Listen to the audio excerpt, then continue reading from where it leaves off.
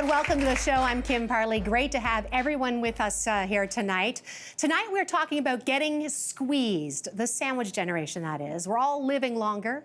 People are waiting longer to have children. Adult children are living at home longer, and that is creating a pressure cooker for 2 million Canadians who are sandwiched in between. So we're going to dive into this, see if we can help out everyone feel just a little less squished with the help of a clinical psychologist and a financial expert. But first, I'd like to introduce you to Jane Hutanen. She's going to tell you her story. Hi, Dad. Oh, hi, dear. How you doing? My name is Jane, and yes, I am part of what is called the sandwich generation. I am 55 years old. I am married. I have 2 boys and an aging father, and that's how you get the sandwich. How's the traffic? All that construction is I know, absolutely it horrible. always is. Oh. My dad, Henry, is 88 years old, and he is still amazingly independent for a man of his age. He lives on his own, and he still does about 90% of his tasks himself. He is slowing down, and the body doesn't do what it always used to do. So he walks with a cane to make sure he's stable and steady on his feet, and he has been getting more and more hard of hearing. One of the things I really do worry about is, especially when he's up at the cottage and he's alone up there, I worry if he falls and no one would know, and so how would we take care of him? These are the leftovers from clearing out my dad's condo when he moved to the retirement residence. So I need to sort through it all, figure out what I want to keep and what I want to get rid of. I am a full-time working mom. I have my own business actually, so it's more than full-time. At the end of the workday, the evenings can be insanely busy sometimes. I have to get dinner on the table. I might help my son with his homework. There's always laundry to do, of course. And really I have to make sure I'm keeping in touch also with our son who's away at university. And he had a lab yesterday? Yes. My husband is amazingly helpful around the house and does a lot of the work. But the reality is a lot of the mental load does fall on the mom in terms of the planning and the thinking and the figuring out of everything that needs to be done. And I gotta make sure I have my veggies and... You do eat well. Right. One of the things that really is a concern for me and a worry is that I'm not a good enough daughter, a good enough wife, a good enough mom. How was your day? Good. And the choices and the consequences of making those choices that you have to make. So for example, if I go to a work event and skip one of my son's hockey games, what if it's the best game he ever had and I miss it? Jane, Yeah. can you give me a hand? Yeah. I should pull it ready, but it's way up there. Oh, the suitcase? Yeah. Yeah, no problem. At this point in my life, things are stressful and overwhelming at times. There's a lot to juggle, and just trying to keep on top of it all can be extremely exhausting. I am tired all the time, and I need to work at sort of keeping things together so that I can be there for all of my family. Ladies and gentlemen, please welcome to the set Jane Hutanen. Jane, thanks so much. Thank you, Kim. Thank you, first off, just being generous enough to allow us into your home and let us know what's happening right now. How do you feel when you watch that?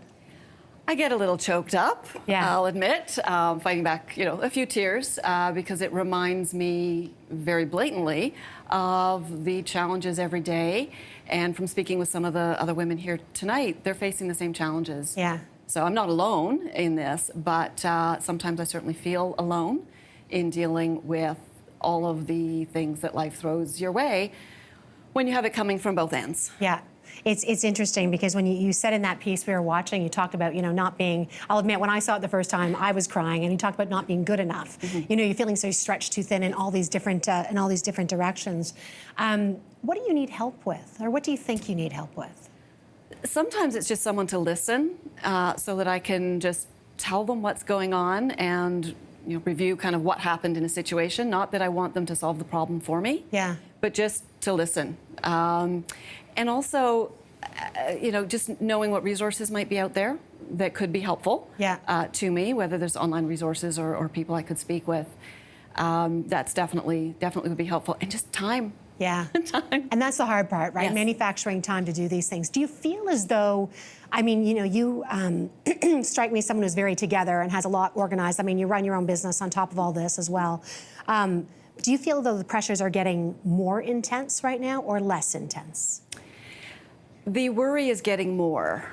So that may be totally self-imposed in a sense. Yeah.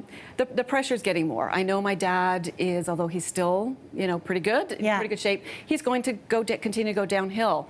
The complexity of day-to-day living gets harder and harder for him. Yeah. And I know that I'm going to need to be there to help him. And so I know it's going to get worse before it gets easier. Yeah. And I worry, with my kids, they're at an age, they're going to school, they're gonna have to find jobs, and there aren't jobs out there. So I get stressed and worried about all of that.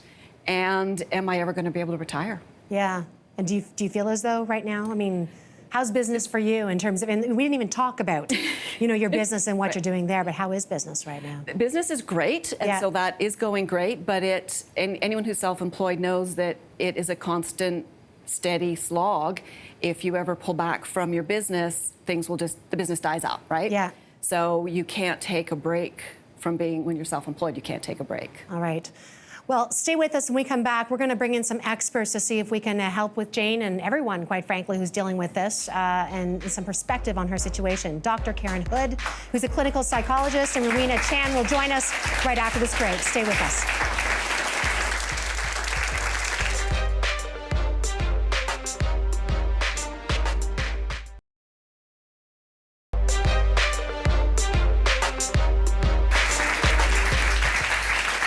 Welcome back. Tonight we are talking about the sandwich generation. That's the group of Canadians who find themselves caring for their children and their aging parents. There's a lot of stress. We just spoke with Jane. She's a mom of two with an 88-year-old father. Also joining us now here is Dr. Karen Hood. She's a clinical psychologist and clinical director at the Yorkville Medical, as well as director of behavior science at Utopia Lifestyle Management.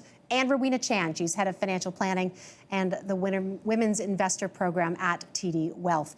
Thank you to both of you for coming on stage. And short of manufacturing time, it is your job to help us figure out, what it is that Jane can work on, and quite frankly, everyone who's watching can work on. Before we get there, though, just what stood out for you from her story? In terms of Jane's story, yes. Yeah. It's just really that there's a number of pressures and challenges that she's up against, and how challenging it is to fit all of that in when you're caring for an aging parent. You're still caring for children that are emotionally and financially dependent on you in some way, and you've got a full-time busy business. That it often leaves people feeling overstretched, overwhelmed, spread way too thin, and with very little time for self-care or time for self. Yeah, and it also falls to women. And it tends to fall, the majority of the work does tend to fall to women, and it's sort of a 2-to-1 ratio. You can expect that women do the primary job of caretaking. I would have thought it's 10-to-1, but I digress. Rowena, what stood out for you? Well, she has a lot on her plate, and that I can relate to her story because I have a mom who's 86 years old, having some challenges with her hearing, walking with a cane now, and I have 2 children going to university, so it's really, I can feel her pain. And I want to learn today from Dr. Hood what I can do. So we brought in the expert who's going to consult with the expert. Yeah. All right, the spotlight is on you then. Yes. Let me ask you, so, given what you heard from Jane, I mean, stress was the big one. And also, I think I was saying earlier that I had heard from a previous conversation that we had that when she lists out the things she has to take care of, it is, her, not necessarily in this specific order, but it's father, children, husband. He may have an issue where he is in the order, but anyway, and you at the bottom. Yes. And that seems to be a big problem. And that's par for the course, I think. This is a new normal for many people in this sandwich generation. So what does she do about that? It becomes a question, you're right, of how do you find time? We can't manufacture time, we can't stretch time out, but how can you find moments of time where you can do things? So I know I talked to Jane before about the end of the day ritual is important to you, that having that time to just breathe, relax, Yes, a few minutes. let the day go when the kids are all doing their own thing or people are in bed. That Jane likes to take the time and either read a book, watch a little TV, either have a glass of wine, maybe, or some tea. Or a bottle. Depending on the day. Yeah. Just having the ability to sort of just decompress. And we talked about other ways as well as decompressing, is finding those little stolen moments of time, knowing that even if you do 10 minutes here, 10 minutes there, that over time we know that that's cumulative. There's a cumulative effect of taking a few minutes to go for a walk, taking a few minutes to take a breather, knowing that you work at home, even during the day, taking time to take a walk around the block and enjoy it. Or we also talked about adding some time onto the time that you have with your father, like to go for a walk. It's in a lovely neighborhood. Yes. Where the home he is, actually. Yes. So really enjoying that. And when you're taking that time to really be mindful, be present. Don't be worrying and thinking about the next thing, but really try to focus on the trees, on what's lovely. Take a few breaths and really enjoy. The other thing, and that we're going to talk about, I think, in a minute, is asking for help. one way of getting time back is to gonna ask for some help. I'm going to ask Rowena for help in a second, Okay, and she's yeah. going to because she's on the show. But I mean, That's right. but for people who, you know, how do you ask for help? Because it's hard when it's your husband or your kids, or you know, how do you actually? It can be hard. How do you actually get them to help, as opposed to I can ask and don't do anything, but how do you actually get them to do something? To get them. I mean, I think initially you have to realize, be very specific and be direct about what you need help with. So it may mean you have to do a bit of a needs assessment. Okay. So there may be things you're doing with your father and with around the house that you like to do. Maybe you like to grocery shop. Maybe you like to do certain things. What are the things that you're fine with, and what are the things that you're feeling sort of stretched too thin, or things that, where are the gaps?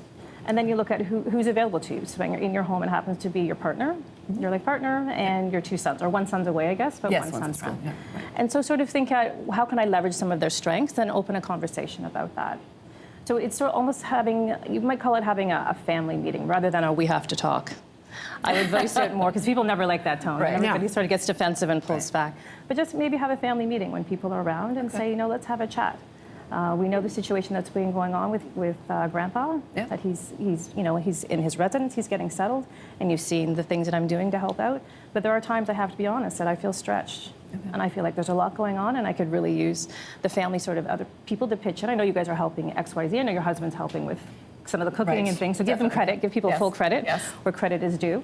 But then say there's a few other things that I feel maybe you could help out. Let me ask about if one of the issues, or from a financial standpoint, what are the kinds of things that Jane needs to think about in terms of, you know, moving ahead? Because I think, I said, she strikes me as a very together person right now. I mean, quite successful, does what she does. But, you know, you talk about your father having greater needs medically. What are the kinds of things you need to be considering? So Jane just talked about it in her earlier segment about she's worried about retirement. In fact, the boomer generation, this is the prime time to save for your retirement. And so to need to care for the father and also looking after the two sons in universities, it can derail your retirement. That's, and you know, and sorry, I don't mean to interrupt, but that's really easily done with women too, right? Because Yes. they're like, they'll put someone else first, and Yes. suddenly you don't have That's anyone. exactly Right. what she just said, right? So, Yeah. and you naturally wanted to help. And so it's important to make sure that you stay focused in your retirement plan, work with a financial planner together with the family, and understand what are the aligned goals that you all want to achieve. Very similar to what Karen said. It's that who can chip in, what type of budget, who can contribute, and so that you are all working towards something is transparent, and so the burden is not all on you. It's very important that I would stress that you stick to your retirement saving. And I think what's interesting too is also stating what your goals are. So your kids hear it. Right. Right. And Yeah. everyone hears it as well, right? Yeah. Now, one thing I know with Jane as well, I mean, you are self-employed. Yes. That's a whole other layer of stuff Yeah. you have to manage in this as well. Right. So because you're self-employed, you're more susceptible to change. Yes. So let's say if you want to take some time out to care for your father, and you mentioned earlier in your business, if you are off, then your clients may not come back, right? Or your business is experiencing a downturn, so it will all have implications to your income. And so it's very critical to set up an emergency fund, something like 3 to 6 months expense coverage. So then you know that if things comes your way, your budget for the next 3 to 6 months are covered. Yeah. The other thing, though, because you're self-employed, you probably should think about business succession planning. So it's almost like an exit strategy. Right. When you want to retire, or do you want to semi-retire? What are some of the tax implications? And how does it impact your cash flow? So it's never too early to have an exit strategy, because then you can maximize and have your own timing as to when you retire and how you retire. Okay. And hopefully, yeah, when you want to, because you know you don't want to be. I know for self-employed people will often keep working Yeah. much longer than they want. Right. Exactly. Yeah. What what are the one thing you think you really need right now?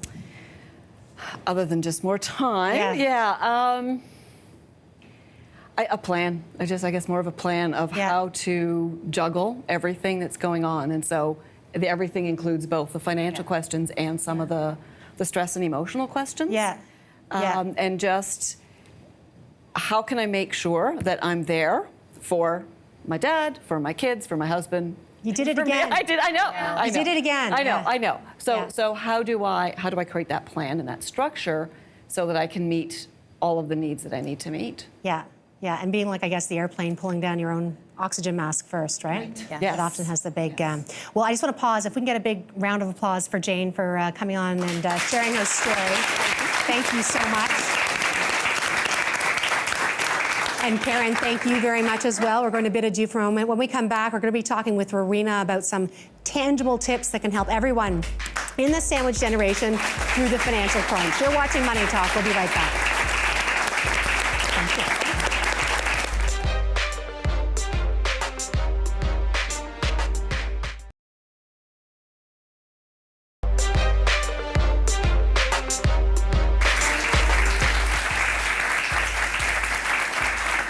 Welcome back. Tonight we are talking about the 2 million Canadians who are taking care of children and their aging parents. That and working full-time can lead to burnout and financial burnout and sometimes money issues. We're back with Rowena Chan. She's head of financial planning in the Women's Investor Program at TD Wealth. Before we get into like the 4 things I think you think is important for women to pay attention to, this does fall disproportionately to women. We heard that from Karen. Yeah. We see it in Jane, but this is something that I think women are the most at risk in terms of their finances. Right. You're correct. In fact, women, when we did quite a number of studies, and women invest differently. Women likes to be heard. When we do financial plan with women, we need to know their life stories. Otherwise, we won't be able to plan it together with them and to, I'll call it, to turn their dreams and goals into reality. Yeah. Now, men is quite interesting. They would talk about their goals in figures. Yeah. For example, they like to retire with $1 million. Yeah. While women will refer to it as a lifestyles or a milestones, such as like Jane, she can say something like, I would like to retire with enough income to bring my kids to university, or I would like to take 2 trips a year. Yeah. And so that's how usually women quantify their goals. Women tends to invest slowly and steadily. Yeah. And from a investment risk perspective, it's relatively more risk averse than men. One thing we also learned from the survey is that mothers tend to rate their investment knowledge a bit lower than their male counterpart. But that's funny too. Like I know women always tend to understate their own abilities, as compared often to men. Right. So not surprising. But in fact, they actually make a lot of financial decisions behind the scenes. Of course they do. Yeah. Women in Canada, in fact, control around 1.3 trillion of assets, but only 3 in 10 women actually have a financial plan. So like if you put all those facts together, we really need to have better dialogues and better understanding to help women create a financial plan to help them achieve their goals. Very interesting facts. In terms of the 4 things you've got here that women need to keep in mind, specifically women in the sandwich generation. Right. First one is, and we talked about this, putting your own finances first, right? So how do you do that?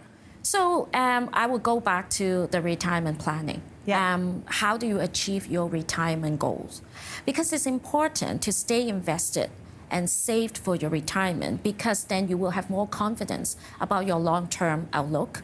More importantly, you would alleviate some of the potential burden you give to your adult children when you need care. Because you don't want to repeat, right? Yeah. What you're going through when you are in a sandwich generation. That's so interesting, because whatever you're going through, you don't want your kids to do the same thing. Exactly. Second one you have, and again, this is hard, having an open discussion around money and responsibilities. I mean, we all say, oh, have one. People go running in the other direction. Yeah, because if you don't have the transparent conversation as to what are the expectations, what are the goals, and how can we achieve it together, then it's going to be difficult when you do a plan or when you get into dispute. So to also set some expectation as to who can chip in, what are the responsibilities for all of us to get there is as important when you do a financial plan. The third one, and this can be a bit more complex, is to have a thorough estate plan. So here's the thing. Let's get rid of the jargon for a second. What does estate plan mean? Yeah, estate plan means, do you have a will? Mm-hmm. Do you have life insurance? Do you have power of attorney? These are the basic components. Now, if you let's talk a little bit about the what-if situation. So what if I suddenly go into the hospital and I don't have a power of attorney? So who's going to pay my bill? It's really that simple. And who is going to settle some of my finances? If I don't have a will, and if I suddenly pass away, so it can bring to potential dispute of my family, not to mention probate. So there are tax planning involved when you do have estate planning. Last one is consider helping your parents downsize. And by downsize, you don't mean just the home. No, I actually would call it right-size your life. So for my parents, let's say, do they really need a two-story house based on their health condition? Should they move into a condominium so that they have better support, concierge support? Even cars, their lifestyle, the additional cares that they may need, government aids that they need. And so I think right-sizing the life based on different life stages is important. So it goes back to the dialogue. Really have transparent conversation with your aging parents and be realistic about how independent they can be throughout the years. And also remember, it's not a one-time thing, because you have to keep going back to your plan and to keep going back to real life situation. Because life changes and the plan needs to change too. Yeah, like aging parents' health can go downhill faster than we expect, or they can live longer than we expect. So from a financial planning perspective, or from a health planning perspective, lifestyle planning perspective, we have to all take that into consideration so that when surprises comes your way, you can handle it better. Rowena, thank you so much. My pleasure. Rowena Chan, she's the head of financial planning and the Women's Investor Program at TD Wealth. I want to take a quick opportunity to thank everyone for joining us on the show. Jane for sharing her story, Dr. Hood for giving us some advice, and also I want to thank our audience who is here in studio. Big round of applause for them. It's great to have everybody here. And thank you for joining us. If you have any comments or questions on anything you've seen, go to MoneyTalkGo.com/life, and you can see this again, get the more tips. And so if you want any comments, questions, need some help, email us at moneytalk@bnn.ca. Thanks so much for watching, and we'll see you again soon.